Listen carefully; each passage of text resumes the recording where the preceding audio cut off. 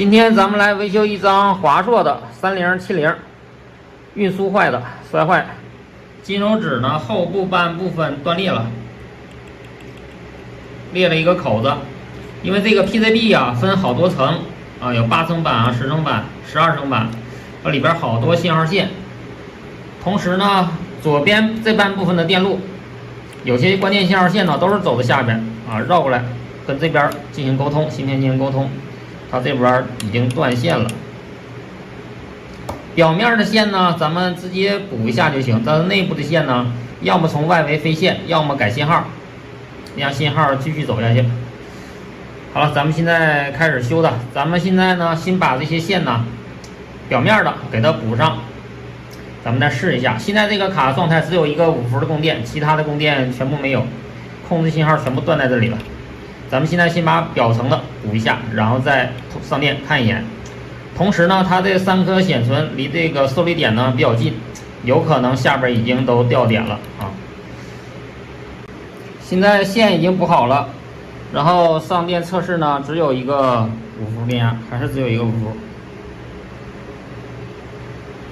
，5.0 5伏。然后5伏完之后呢，去通知开启 1.8， 这个 1.8 却没有。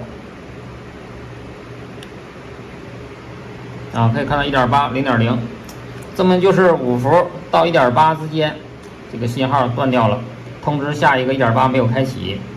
咱们只需要按照图纸上查找它的 1.8 开启信号，给它造出来就可以了。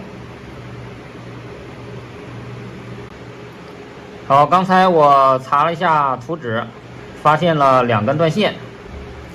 下面声明一下，自强显卡工作室呢是 B 站的独家视频，如果你在其他平台看到本条视频呢，那么一定是盗版，谨防上当受骗。